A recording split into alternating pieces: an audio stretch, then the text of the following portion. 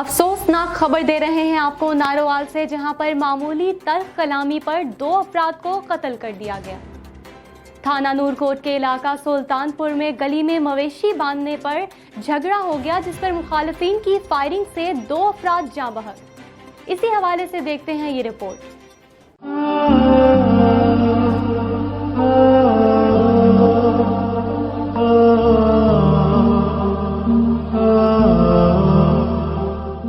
थाना नूरकोट के इलाका सुल्तानपुर में गली में मवेशी बांधने पर झगड़ा, 2 अफराद कत्ल।